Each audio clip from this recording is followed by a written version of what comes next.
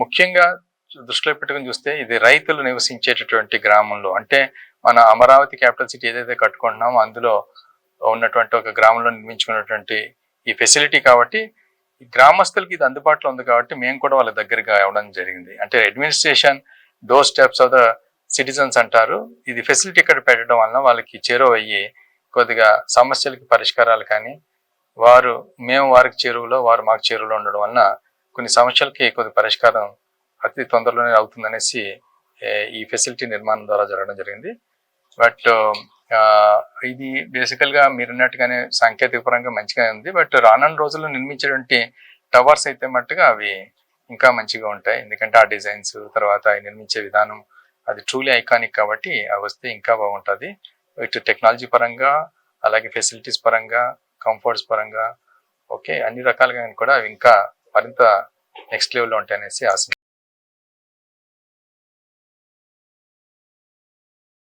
Residential apartments అవన్నీ కూడా మార్చి మాసాంతానికి ఈ సంవత్సరంలో అది కంప్లీట్ చేసి అది నివాసాలకు అందుబాటులో తీసుకొచ్చేటట్టు ప్రయత్నం చేయడం జరుగుతుంది.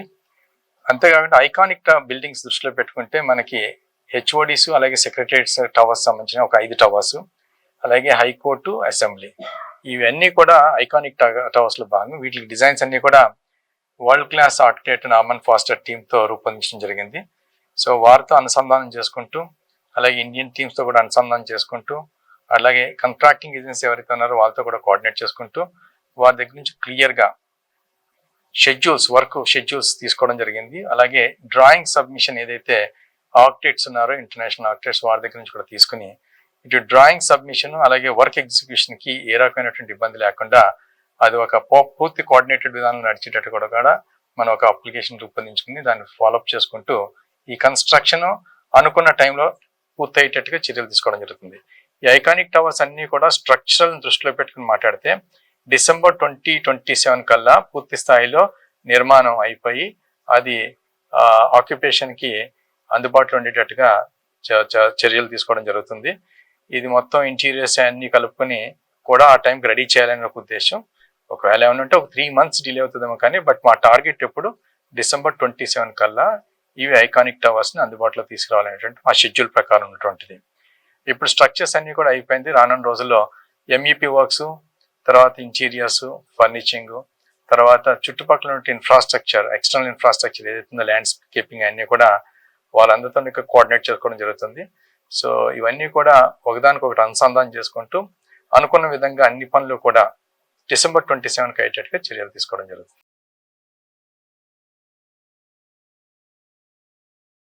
కేవలం ఇక్కడ ఈ గ్రీవెన్సెస్ రిసీవ్ చేసుకోవడమే కాకుండా అది కూడా ఒక రోజు అంటే సాటర్డే నాడేటువంటిది ఇక్కడ ఉండేటట్టు ఆ టైంలో నేను, మా అడిషనల్ కమిషనర్ గారు, ల్యాండ్ యూనిట్ సంబంధించినట్టు అందరూ, అలాగే ప్లానింగ్, ఇంజనీరింగ్, సోషల్ డెవలప్మెంట్ ఈ అన్ని వింగ్కి సంబంధించినటువంటి కూడా ఆఫీస్ అందరూ ఇక్కడే ఉండి వారి యొక్క టీమ్స్తో పాటు ఇక్కడ ఉండి దానికి సంబంధించినటువంటి ఏమన్నా సమస్యలు వస్తే కనుక వాటిని సాధ్యమైనంత వరకు వారి లెవెల్లోనే పరిష్కారం అయితే మంచిది. లేని పరిస్థితుల్లో వాళ్ళు క్లోజ్ చేయలేని పరిస్థితులు ఏమైనా ఉంటే కనుక నేను కానీ మా అడిషనల్ కమిషన్ కానీ పర్సనల్గా ఉండి చూడడం జరుగుతుంది.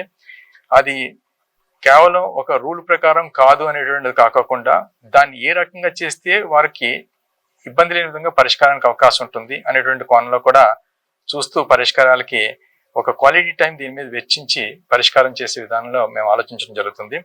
కేవలం ఈ యొక్క పిటిషన్స్ తీసుకోవడమే కాదు, తీసుకున్న పిటిషన్స్ క్వాలిటీగా రిట్రస్ అవుతుందో లేదన్న విషయంలో చాలా సిస్టమ్స్ కూడా మేము పెట్టడం జరిగింది. ఏదైనా పిటిషన్ మా దగ్గరకు వచ్చినప్పుడు ఇందులో భాగంగా మాకేమైనా పిటిషన్ వచ్చినప్పుడు అది మా వాళ్ళు రిజాల్వ్ చేశారు అంటే కనుక ప్రతి రిజాల్వ్ చేసిన పిటిషన్ మీద కూడా ఈ కమాండ్ కంట్రోల్ సెంటర్ నుంచి ఫోన్ కాల్స్ వాళ్ళకి వెళ్తాయి. వెళ్ళి మీరు ఈ యొక్క ఏదైతే పరిష్కారం చేశారో దాని ద్వారా మీకు సాటిస్ఫాక్షన్ ఉందా లేదా అనేటువంటి తీసుకోవడం జరుగుతుంది. వాళ్ళు సాటిస్ఫై అయ్యారంటే మంచిది, క్లోజ్ చేయడం జరుగుతుంది. సాటిస్ఫాక్షన్ కాలేదు అని వారు చెప్తే కనుక, అభిప్రాయం వెలబోస్తే కనుక అటువంటి కేసు అన్ని కూడా మళ్ళీ మేము తిరిగి రీఓపెన్ చేయడం జరుగుతుంది. అది రీఓపెన్ అంటే ఆ రీఓపెన్ చేసే ముందు కూడా మా యొక్క ఆడిట్ టీంని కూడా పెడతాము, మా యొక్క హెడ్ క్వార్టర్స్లో ఉన్న ఆడిట్ టీంని. సో వారు డిసాటిస్ఫాక్షన్తో ఉన్నారు, అది కరెక్టా కాదని చూసుకుని అది నిజంగా అనుకుంటే అది రీఓపెన్ చేస్తాము. లేదు యాక్చువల్గా నామ్స్ ప్రకారం అది చేయలేని పరిస్థితి అయితే కనుక అది మేము క్లోజ్లోనే పరిగణన చేయడం జరుగుతుంది. సో ఈ రకంగా ప్రతిదీ కూడా ఏమైతే రిజాల్వ్ చేస్తాం మొక్కుబడిగా కాకుండా ఏదో పైకి పంపించాము పక్కకు పంపించాము కాబట్టి రిజాల్వ్ అయింది అనేటువంటి ఉద్దేశంతో కాకుండా అది పూర్తి స్థాయిలో అది రిజాల్వ్ అయినటువంటిది అయ్యేటట్టుగా చర్యలు తీసుకోవడం జరుగుతుంది. చాలా సిస్టమ్స్ కూడా దీనికి పెట్టడం జరిగింది.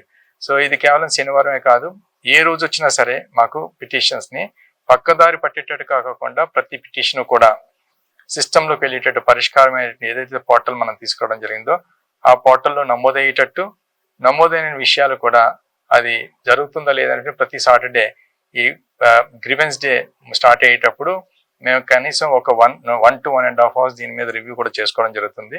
చేసుకుని ఎక్కడ కొద్దిగా బాగా క్వాలిటేటివ్గా డిస్పోజ్ చేస్తున్నారు, ఎక్కడ కొద్ది స్లాక్నెస్ ఉంది, ఇవన్నీ కూడా దృష్టిలో పెట్టుకుని దానికి అనుకూలంగా కావాల్సినటువంటి ట్రైనింగ్స్ కానీ అవేర్నెస్ బిల్డింగ్ మా వాళ్ళకి ఇవ్వడం జరుగుతుంది. అలాగే కమాండ్ కంట్రోల్ సెంటర్లో పనిచేస్తున్న వాళ్ళు కూడా అవగాహన దీని మీద పూర్తిగా కల్పించి వచ్చిన ఫిర్యాదులన్నీ కూడా ఏదో మనం ఒక చోట నుంచి ఇంకో చోట పంపించి అది రిజాల్వ్ చేసినట్టు కాకుండా పూర్తి స్థాయిలో పరిష్కారం అయ్యేటట్టుగా చర్యలు తీసుకోవడానికి కావాల్సిన ఇవన్నీ కూడా చేస్తూ అలాగే దీనికి ఒక స్టాండర్డ్ ఆపరేటింగ్ ప్రొసీజర్గా పెట్టడం జరిగింది.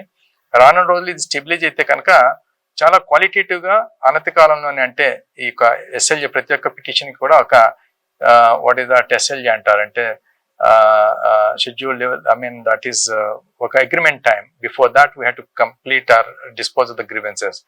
అవి అనతి కాలంలో అయ్యేటట్టుగా కూడా క్వాలిటేటివ్గా అయ్యేటట్టు కూడా చర్యలు తీసుకోవడం జరుగుతుంది. సో ఐఎమ్ షూర్ దట్ ఇది రానున్న రోజులు ఇది బాగుంటుంది.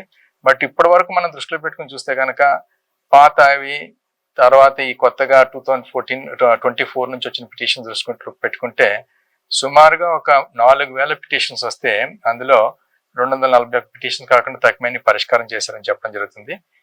కాకపోతే అప్పుడు పరిస్థితుల్లో ఏంటంటే క్లియర్గా క్లోజ్ కాకపోయినా అది క్లోజ్ అయ్యే పరిస్థితి కనపడ్డది. కాబట్టి అవన్నీ కూడా క్వాలిటేటివ్గా డిస్పోజ్ అయినాయంటే కనుక దాని మీద నేను ఇంకా అది చూడవలసిన ఆవశ్యకత ఉందని నేను అంటాను. కానీ గత 2 మాసాలుగా అయితే మటుకు ఒక సిస్టమ్ ఫాలో అవుతూ పరిష్కారం చేసే విషయంలో క్వాలిటీగా రిట్రస్ చేయాలి, చేయకపోతే కనుక సంబంధించిన ఆఫీసర్స్ని ఏ రకంగా మనం ఫిక్స్ చేయడానికి అవకాశం ఉంటుంది, రెస్పాన్సిబిలిటీస్ అనేటటువంటిది కూడా నేను చేయడం జరుగుతుంది. సో అనతి కాలంలోనే దీనికి ఒక మంచి ట్రాక్షన్ వస్తుంది.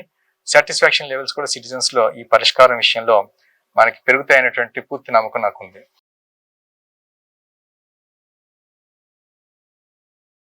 6 కేటగిరీస్ ఉన్నాయి యాక్చువల్ గానీ. అది జివో 41 అనేటువంటిది ఒకటి అప్పుడు 2014-19 మధ్యలో ఇచ్చిన జివో ప్రకారం ఎల్పిఎస్ గైడ్లైన్స్ ప్రకారం ఎస్ఎల్ఈస్ ఏ రకంగా డీల్ చేయాలి, ఎవరికి ఏ రకమైన రిటర్నబుల్ ప్లాట్స్ ఇవ్వాలి, ఏ రకమైన ఇతర బెనిఫిట్స్ ఇవ్వాలంటే క్లారిటీతో ఉంది. అయితే కేటగిరీ 4కి సంబంధించి ఏదైతే ప్రొహిబిషన్ ఆఫ్ ట్రాన్స్ఫర్, అసైన్డ్ ల్యాండ్ని ట్రాన్స్ఫర్ చేయడానికి వీలు లేదు. It is only heritable but not alienable. అంటే అది వంశపారపరంగా అది అనుభవించేటటువంటి భూమి, అంతేకాని దాన్ని ట్రాన్స్ఫర్ చేయడానికి అవకాశం లేనటువంటి భూమి. సో ఆ విషయంలో ఎక్కడైనా ట్రాన్స్ఫర్ అయితే కనుక అది కేటగిరీ 4లోకి పొందుపరిచి అట్లాంటి జెన్యూన్ కేసెస్ అన్నీ కూడా పిఓటికి యాక్ట్కి హిట్ అయ్యేటువంటి కేసు అన్నీ కూడా కేటగిరీ 4లో కూడా పెట్టి వాటంతటికి కూడా రిటర్నబుల్ ప్లాట్స్ ఏమి ఇవ్వచ్చు అనేటటువంటిది, అలాగే యాన్యుటీ ఎలాగ ఇవ్వాలనేది క్లారిటీతో ఉంది. అయితే పాత గవర్నమెంట్లో 316 జియో అనేటు ఒక కొత్తగా తీసుకురావడం జరిగింది. దాని ప్రకారం ఇది ఏదైతే జియో 41 ప్రకారము 2014-19 మధ్యలో ప్రభుత్వం ఇచ్చిందో ఈ కేటగిరీ 4ని అది అన్వయించదు, అది చేయకూడదు అనేటువంటి ఉద్దేశంతో 316 జియో వచ్చిన తర్వాత దాన్ని స్టాప్ చేయడం జరిగింది. సో దాని మీద కొన్ని కోర్టు కేసులు ఉన్నాయి. సో ఆ ఒక్క కేటగిరీ తప్పించే అసైన్మెంట్లో వేరే రకమైనటువంటి ఇష్యూస్ ఏమి లేవు. దానికి కూడా ప్రభుత్వ పరంగా మాకు డైరెక్షన్స్ కూడా రావడం జరిగింది. హానరబుల్ సీఎం గారు కూడా దీన్ని ఏ రకంగా పరిష్కారం చేస్తే బాగుంటుందనే ఉద్దేశంతో ఉన్నప్పుడు అది మేము ఏజీ గారిని కూడా కలగడం జరిగింది. మేము గౌరవ మంత్రివర్యులు అందరూ కూడా కలిసి మాట్లాడినప్పుడు దీనికి ఏ రకంగా చేస్తే బాగుంటుందని కూడా కొన్ని సూచనలు చేయడం జరిగింది. దీని మీద మేము ఏజీ గారి ఒపీనియన్ కూడా రాయడం జరుగుతుంది. మేబీ అనతి కాలంలోని ఈ యొక్క సమస్య కూడా పరిష్కారం దొరుకుతుంది అనుకుంటున్నాను. అలాగే లంకా ల్యాండ్ సంబంధించిన కూడా కొన్ని ఇష్యూస్ ఉన్నాయి. లంకా ల్యాండ్ సంబంధించి కొన్ని ఆల్రెడీ లంకలు ఉన్నాయి. లోపల ఉన్న లంకలకి మనం ఏ గ్రామంలో ఉంటే ఆ గ్రామంలోనే మనం ఇవ్వాలి.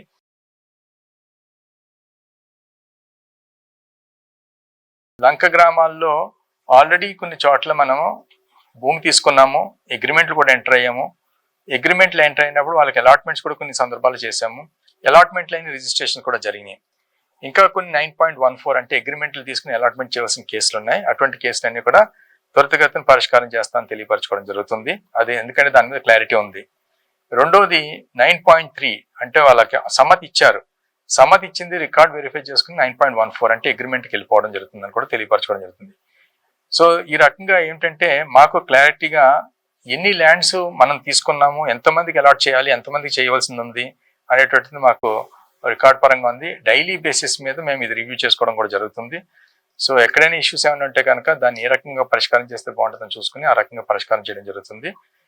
అలాగే కొత్తగా ల్యాండ్ లంక నుంచి తీసుకునే విషయంలో మట్టుగా మేము కొద్దిగా 9.3 అంటే సమ్మతి తీసుకోవడం మట్టుగా కొద్దిగా మేము హోల్డ్లో పెట్టడం జరిగింది. ఎందుకంటే లంకా ల్యాండ్స్లో మేము ఏ రకమైనటువంటి అభివృద్ధి చేయడానికి అవకాశం లేదు, ఎన్జిటికి ఉన్నటువంటి గైడ్ లైన్స్ ప్రకారం అనేటటువంటిది దృష్టిలో పెట్టుకుని ఆ రకంగా చర్యలు తీసుకుంటున్నాం. బట్ ఎనీవే దీన్ని మనం లీగల్గా ఏ రకంగా వెళ్ళాలి, అలాగే రూల్ ప్రకారం ఏ రకంగా వెళ్ళాలి అది చూసుకుని అన్నిటికీ కూడా పరిష్కారం తెలియపరచడం జరుగుతుంది.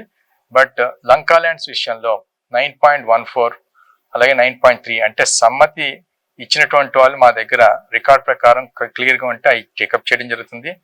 సమ్మతి ఇచ్చిన తర్వాత అంగీకారం ఎంటర్ అయింది 9.14 ఎంటర్ అయినట్లు కూడా అందరికీ కూడా ప్లాట్లు ఇవ్వడం జరుగుతుందనేసి తెలియపరచుకోవడం జరుగుతుంది. ఆల్రెడీ ఆ ఎక్సర్సైజ్ 3-man కమిటీ కూర్చున్న తర్వాత ఆ తీసుకున్న డెసిషన్ ప్రకారం ఇది ముందుకెళ్ళడం జరుగుతుంది. ఎక్కడైనా అంగీకారం ఇచ్చిన తర్వాత ప్లాట్స్ అలాట్మెంట్లో ప్రాబ్లం ఏమైనా ఉంటే కనుక అది ఫ్యామిలీ డిస్ప్యూట్ కావచ్చు, లేకపోతే సివిల్ డిస్ప్యూట్ కావచ్చు, లేకపోతే ఇతరత్ర రికార్డ్ పరంగా ఉన్నటువంటి డిస్ప్యూట్ కావచ్చు. అటువంటి పరిస్థితులు తప్పించి తక్కువని కూడా మనం పూర్తిగా వాటికి అలాట్మెంట్లు చేసి రిజిస్ట్రేషన్ చేస్తామని కూడా తెలియపరచుకోవడం జరుగుతుంది. 35,000 odd acres మనకి ప్రైవేట్ గా ల్యాండ్ పూలింగ్ లో నోటిఫై చేసినటువంటి బాపతు 2,400 ఎకరాల వరకు ఇంకా తీసుకోవాల్సిన ఆవశ్యకత ఉంది. మేము దీనికి సంబంధించి land acquisition notification already start చేయడం జరిగింది. దీన్ని కూడా లీగల్ గానే అన్ని రకాల ఒపీనియన్లు తీసుకుని ఇనిషియేట్ చేయడం జరిగింది. సో దీనికి సంబంధించిన కోర్టులో ఉన్న కేసులు కూడా విత్డ్రా చేయించుకుని ముందుకెళ్ళడం జరుగుతుంది ఏజీ గారి ఒపీనియన్ బేస్ చేసుకుని. సో ఇందులో భాగంగా మాకు ప్రయారిటీగా ముందు మాకు ఇన్ఫ్రాస్ట్రక్చర్కి అంటే ట్రంక్ రోడ్స్కి, ఎల్పిఎస్ లేఅవుట్స్లో ఉన్నటువంటి రోడ్స్కి ఏదైతే ఈ ల్యాండ్ ఎక్విజిషన్ ఇష్యూ ఉందో దాన్ని మేము నోటిఫై చేయడం జరిగింది. అంటే దానికి సంబంధించి ట్రంక్ రోడ్ E3 రోడ్కి ఆల్రెడీ స్టార్ట్ చేయడం జరిగింది. మేబీ February 15th ఆసో చాలా వరకు ఇన్ఫ్రాస్ట్రక్చర్ ముఖ్యంగా trunk roads, LPS roads, LPS layout సంబంధించింది మేము నోటిఫికేషన్ వెళ్ళడం జరుగుతుంది.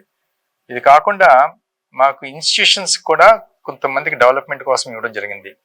అందులో కూడా కొంత ఎక్స్టెంట్ వరకు ల్యాండ్ ఎక్విజిషన్ ఇష్యూ ఉంది. దాన్ని కూడా నోటిఫికేషన్ ప్రాధాన్యత క్రమంలో అయిన తర్వాత వాటికి కూడా నోటిఫికేషన్ ఇవ్వడం జరుగుతుంది. తర్వాత మిగిలిన ఏమన్నా అంటే కనుక over a period of time మేము నోటిఫికేషన్ వెళ్ళడం జరుగుతుంది. సో ప్రయారిటీ మాకు ప్రాజెక్ట్స్ ఇన్ఫ్రాస్ట్రక్చర్ సంబంధించి ఏదైతే ల్యాండ్ ఎక్విజిషన్ ద్వారా ఇంకా సేకరించిన భూమి అడ్డుగా ఉందో అది మేము ప్రయారిటీ ఇవ్వడం జరుగుతుంది. నెక్స్ట్ ఎల్పిఎస్లో ఉన్నటువంటి రిటర్నబుల్ ప్లాట్ సంబంధించింది, తర్వాత ఇన్స్టిట్యూషన్ డెవలప్మెంట్కి అడ్డంగా మిగిలినటువంటిది, తర్వాత మిగిలినటువంటి ఎక్స్టెంట్ ఏదైతే ఉందో అది.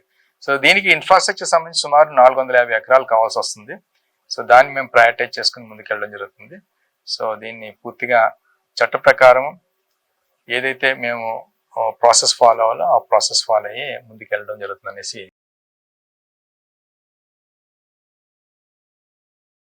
స్టార్టింగ్లో ఉంటే చాలా ఆప్షన్స్ ఉండేవి.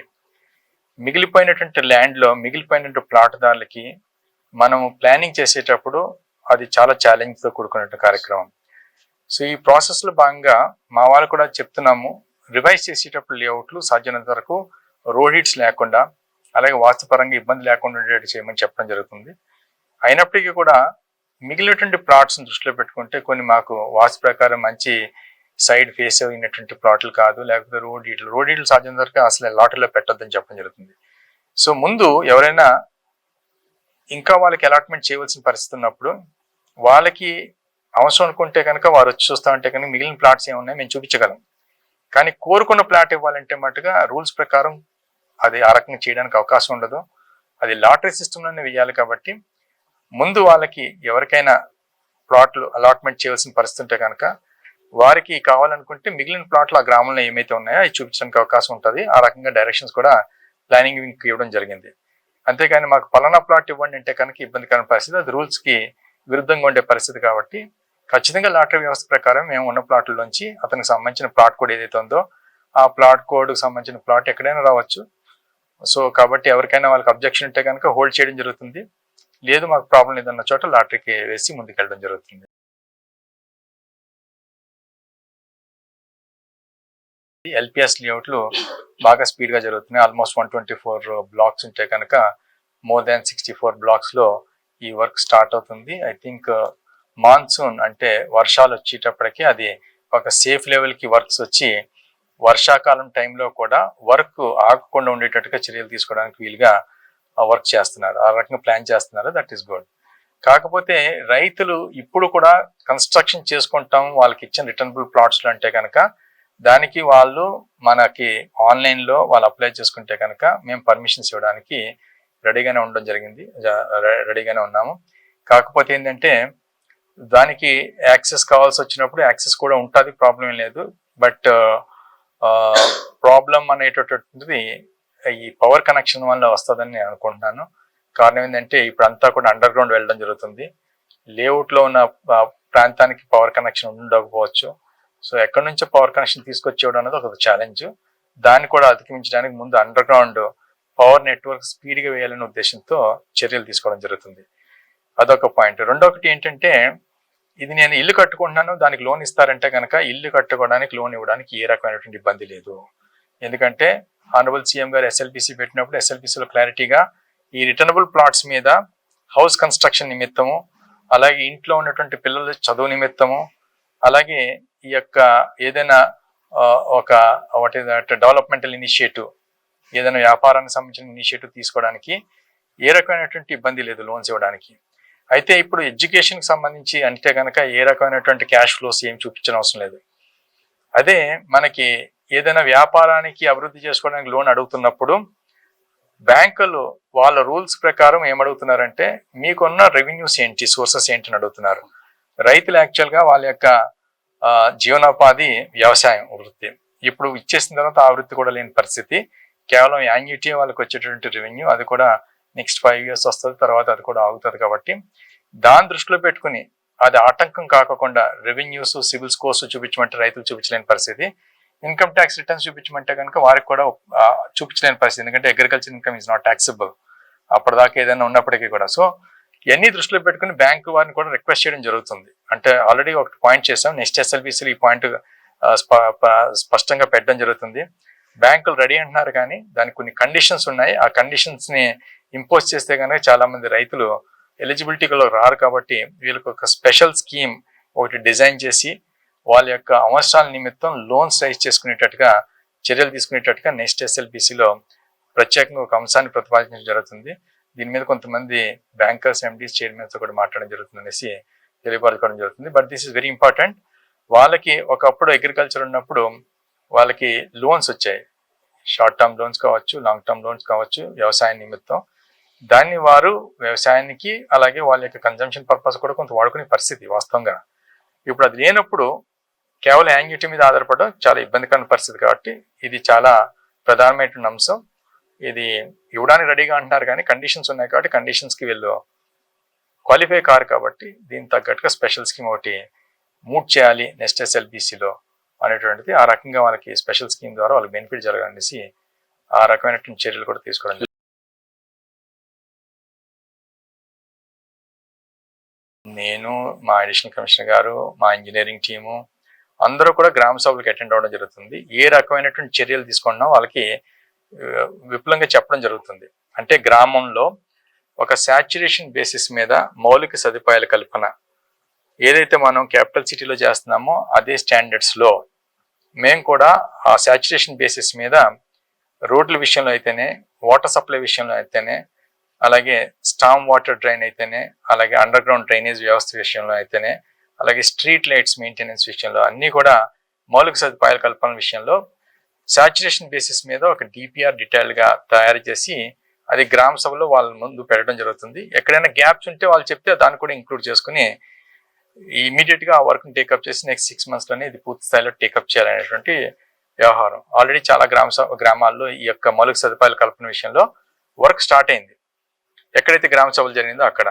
సో ఇది కాకుండా ఇది కేవలం మౌలిక సదుపాయాలు అంటే ఫిజికల్ ఇన్ఫ్రాస్ట్రక్చర్ సంబంధించింది. ఇది కాకుండా సామాజిక అవసరాలను కూడా దృష్టిలో పెట్టుకుని చాలా చోట్ల ముఖ్యంగా ప్రతి గ్రామంలోనూ కూడా ఆవశ్యకత ఉన్నటువంటిది బరియల్ గ్రౌండ్, అలాగే కమ్యూనిటీ హాలు, అట్లాగే కొన్ని చోట్ల వాటర్ పాయింట్స్ కూడా ఉంది, దాన్ని కూడా ఇంప్రూవ్ చేసుకోవాల్సిన ఆవశ్యకత ఉంది.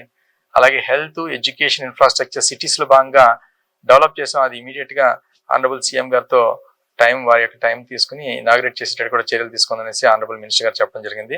సో ఈ రకంగా కేవలం ఫిజికల్ ఇన్ఫ్రాస్ట్రక్చరే కాదు, సోషల్ ఇన్ఫ్రాస్ట్రక్చర్ దృష్టిలో కూడా పెట్టుకుని బరియల్ గ్రౌండ్స్ అలాగే కమ్యూనిటీ హాల్స్ సంబంధించి కూడా, బరియల్ గ్రౌండ్ సంబంధించి మాట్లాడుకుంటే మనకి ఎక్కడైనా ఎల్పిఎస్ లేఅవుట్స్లో వస్తుంటే కనుక చాలా అబ్జెక్షన్ వస్తుంది.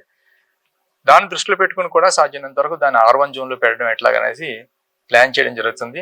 అలాగే ఎగ్జిస్టింగ్ బరియల్ గ్రౌండ్స్ ఎక్కడైతే అది కంటిన్యూ చేసేటట్టు, ఎల్పిఎస్ లేఅవుట్స్లో ఏమైనా టెంపరీగా వాడుతున్నటువంటి ఎక్కడి నుంచి తీసి వేరే చోట గ్రామానికి ఉపయోగకరంగా ఉండేటట్టు R1 జోన్లో ఉండేటట్టు కానీ, లేకపోతే 2-3 గ్రామాలకు కలిపి అన్ని మతాల విశ్వాసాలని దృష్టిలో పెట్టుకుంటూ ఫ్యూనరల్ సెంటర్స్, మల్టీఫేజ్ ఫ్యూనరల్ సెంటర్స్ ఏదైతే శాఖమూరులో నిర్మించామో ఆ రకంగా క్యాపిటల్ సిటీలో 3-4 చోట్ల నిర్మించేటట్టు, ఇవి కూడా ఒక బరియల్ గ్రౌండ్లో ఉండేటట్టు కాకుండా ఒక మంచి సుందరమైనటువంటి వాతావరణంలో, ఆహ్లాదకరమైన వాతావరణంలో మంచిగా ఏదైతే మనం ఈరోజు హైదరాబాద్ అటు ఫీనిక్స్ వాళ్ళు డెవలప్ చేశారో ఆ రకంగా, బికాస్ ఫీనిక్స్ అంతా కూడా ఇక్కడ గుంటూరు బేసే కాబట్టి వాళ్ళ యొక్క సహకారం కూడా తీసుకుని ఆ స్టాండర్డ్స్లో వారి యొక్క సహకారంతో డెవలప్ చేయాలి. దానికి కూడా సెపరేట్గా బడ్జెట్ కూడా అలొకేట్ చేసుకుని శాంక్షన్ కూడా చేయడం జరుగుతుంది. ఆ రకంగా కమ్యూనిటీ హాల్స్ కూడా రిక్వైర్మెంట్ కూడా టేకప్ చేసి దాన్ని కూడా టేకప్ చేయడం జరుగుతుంది. దీనికి సంబంధించిన ఇవన్నీ కూడా ప్రపోజల్స్ ఎమ్మెల్యే గారు అయినటువంటి తాడికొండ ఎమ్మెల్యే గారు శ్రవణ్ కుమార్ గారికి, అట్లాగే ఇటు మంగళగిరి లోకేష్ సార్ పేషికి కూడా పంపించడం జరిగింది. సో ఆ రిక్వైర్మెంట్ తీసుకుని శాంక్షన్స్ చేసి అవి కూడా టేకప్ చేయడం జరుగుతుంది తెలియవచ్చు. హాస్పిటల్, 2 స్కూల్ సంబంధించి ఆల్రెడీ కనీసం 2 స్కూల్స్ అందుబాటులో తీసుకురావాలి క్యాపిటల్ సిటీలో. నెక్స్ట్ అకాడమిక్ ఇయర్ అంటే ఈ వచ్చే అకాడమిక్ ఇయర్ అంటే 2026 జూన్ కల్లా. అలాగే ప్యారలల్ గా హాస్పిటల్, సూపర్ స్పెషాలిటీ అంటే 50 బెడెడ్ సూపర్ స్పెషాలిటీ హాస్పిటల్స్ అన్న కనీసం అందుబాటులో తీసుకురావాలి క్యాపిటల్ సిటీలో అనేటటువంటి ఉద్దేశంతో పనిచేయడం జరుగుతుంది. హోప్ఫుల్లీ ఆ 2 స్కూల్స్ 2 హాస్పిటల్స్ కూడా ఆపరేషన్కి వస్తాయని అనుకుంటున్నాం. ఒకటి. రెండోది, ఇది కాకుండా ఆల్రెడీ ఎగ్జిస్టింగ్ విలేజెస్లో కొన్ని మంచి స్కూల్స్ కూడా ఉండడం జరిగింది. ఆల్మోస్ట్ ఒక 10 స్కూల్స్ ప్రైవేట్ సెక్టర్ సంబంధించినవి మేము మ్యాప్ చేయడం జరిగింది. అందులో కొన్ని వాటిలో మన స్టేట్ సిలబసే కాకుండా సిబిఎస్ఈ కరికులం కూడా అందించే స్కూల్స్ కూడా మేము మ్యాప్ చేయడం జరిగింది. అంటే అందుబాటుని దృష్టిలో పెట్టుకుని మాట్లాడితే, ఇది కాకుండా మన ప్రతి ఒక్క గ్రామంలో కూడా కొత్తగా కన్స్ట్రక్ట్ చేసిన సిటీస్లో భాగంగా కన్స్ట్రక్ట్ చేసిన గవర్నమెంట్ స్కూల్స్, ఎగ్జిస్టింగ్ స్కూల్స్, అలాగే నిడమరు చూసుకుంటే అది గౌరవ మంత్రివర్యులు లోకేష్ గారి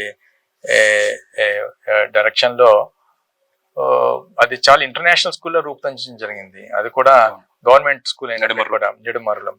ఎట్లాగా schools government and then private schools mapping చేయడం జరిగింది. అలాగే హాస్పిటల్ సంబంధించి అవుట్ సైడ్ అనుకుంటే ఎయిమ్స్ దగ్గరగానే ఉంది. And then other private hospitals like Manipal and all very quite nearby, super speciality hospitals.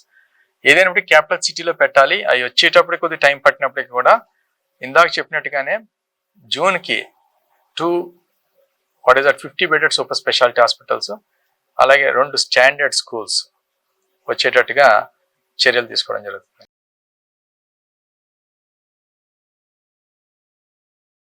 So దాని దృష్టిలో పెట్టుకుంటే కొన్ని గ్రామాల యూనిట్స్ని క్లస్టర్ చేసుకుని ఒక్కొక్క డిప్యూటీ కలెక్టర్ని పెట్టడం జరుగుతుంది. ఆ రకంగా పనిచేస్తున్నారు. అలాగే కింద స్థాయిలో ఉన్నటువంటి తహసీల్దారు, డిప్యూటీ తహసీల్దారు, అలాగే సర్వేయరు, వీళ్ళ యొక్క ప్రతి యూనిట్లోనే ఉండవలసిన ఆవశ్యకత ఉంది. ఎందుకంటే సమస్యలు లాస్ట్లో ఎక్కువ సమస్యలు కనపడతా ఉంటాయి. సో ఫైనల్గా ఫైనల్ ఫేజ్లో ఉన్న సమస్యలు కూడా చాలా ఎప్పటి నుంచో ఉన్నటువంటి సమస్యలు కూడా ఇప్పుడు ఈరోజు కనపడతా ఉంటాయి. అవి పరిష్కారం చేయాలంటే అవసరం ఉన్న వాళ్ళతో మేము నడిపించడం జరుగుతుంది. అలాగే ప్రభుత్వ పరంగా కూడా ఈ మధ్యకాలంలో అడిగినప్పుడు వెంటనే 26 మంది సర్వేయర్స్ని ఇవ్వడం జరిగింది జస్ట్ 4-5 days బ్యాక్.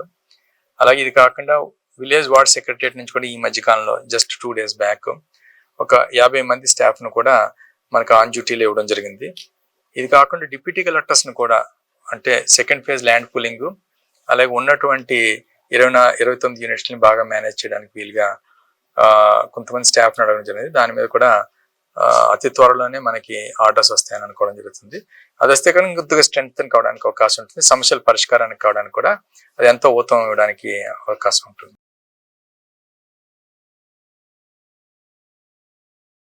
రైతులు అనేటటువంటి వారు మాకు ఫస్ట్ ప్రయారిటీ.